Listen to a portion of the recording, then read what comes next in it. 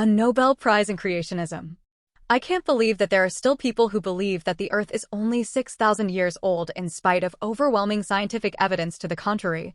Do we really live in a world that insane that people will be able to disregard every single fact so that they could believe in some kind of crazy fundamentalist ideology? Dr. Simon said. Well, dear, I think that as people of science, we both know that the answer to that is unfortunately yes, Dr. Simon's wife Martha said. You know what the crazy thing is? There's this new fundamentalist church who is offering a Nobel Prize in Creationism. How on earth do you have a Nobel Prize for Creationism? She took out a piece of paper and started reading. The Nobel Prize in Creationism is $1 million prize that will be given to anybody who can advance the cause of creationism in the world. Anyone who can bring about scientific evidence or a really coherent theory that suggests that the world is actually 6,000 years old will win the prize. Wow, that has to be the dumbest thing I have ever heard in my life ever.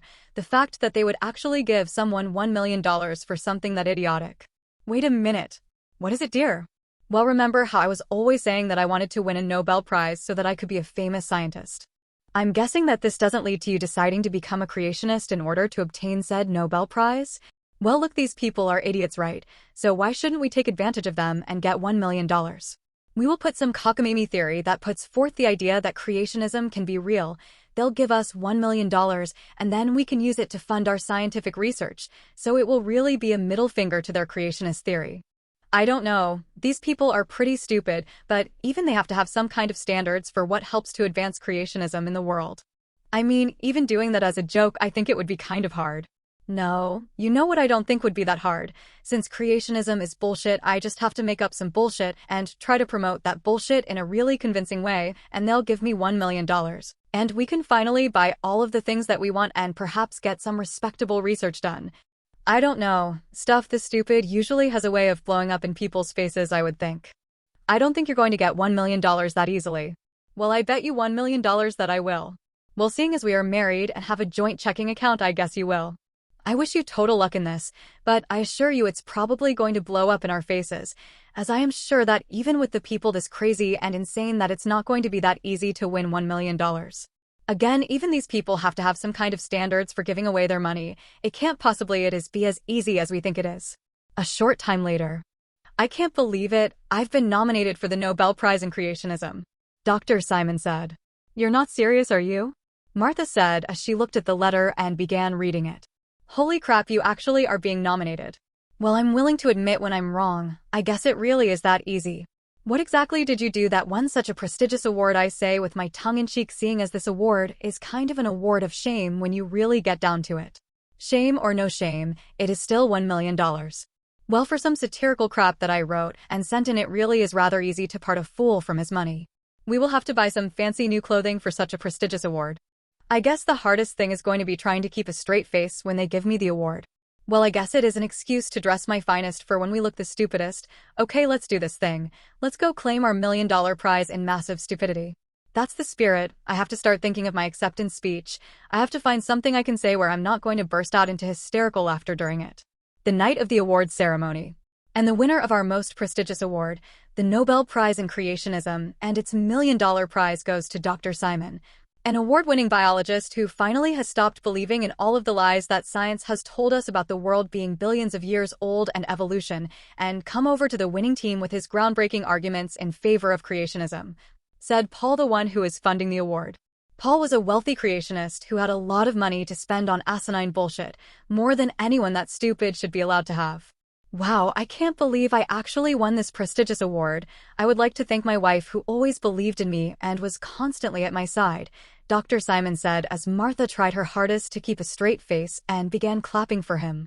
It's just with all of the brilliant theories out there that I must have been up against, it really says a lot that I was able to win this award against all of the competitors.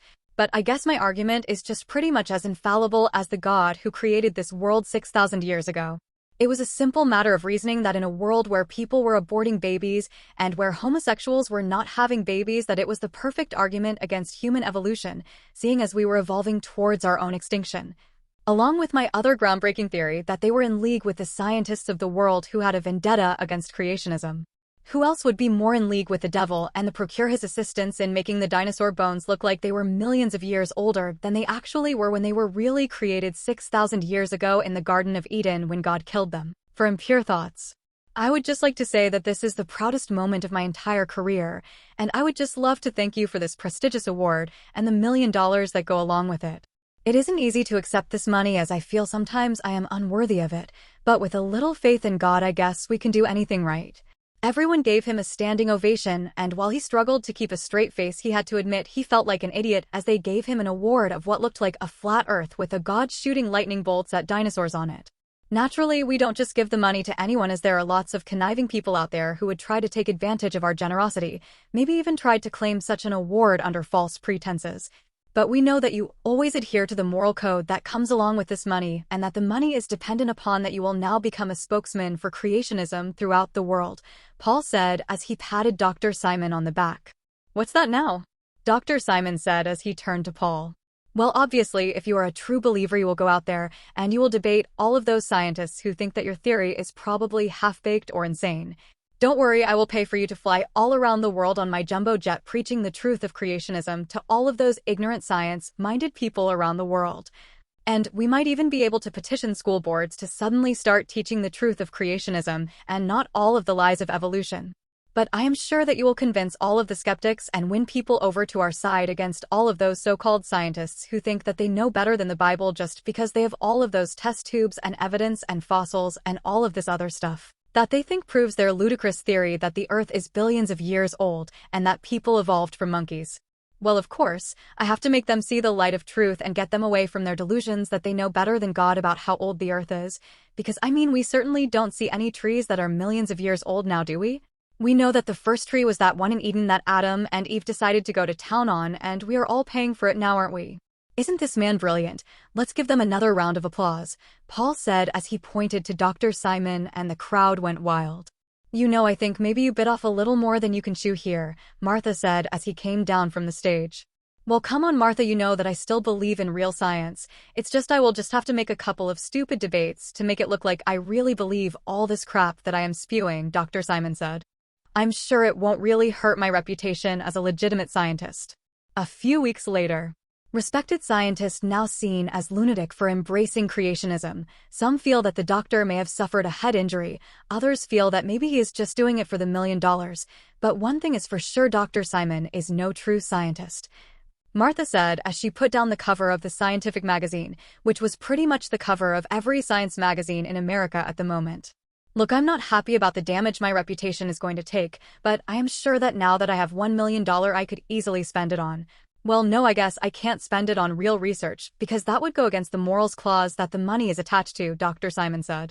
Look, dear, we have had fun spending the $1 million, but sometimes you have to stand your ground for knowledge and truth, even when money is enticing you elsewhere. I think it's about time that we admit that we don't really believe any of this and give the money back. I think most people realize that you only did it for the money and that your arguments sounded more satirical than anything. The only people who didn't seem to be fooled were the people who were stupid enough to give you $1 million for your satirical joke at their expense. You were right, it was nice getting the money, but everybody thinking I'm a raving lunatic and that I'm some kind of homophobic lunatic who is probably going to blow up an abortion clinic or destroy the science wing at the museum. I just can't live with that shame anymore, but I have learned my lesson and I am never going to abandon my true beliefs and principles in logic, rationality, and truth simply for a cash prize, Dr. Simon said as Martha hugged him.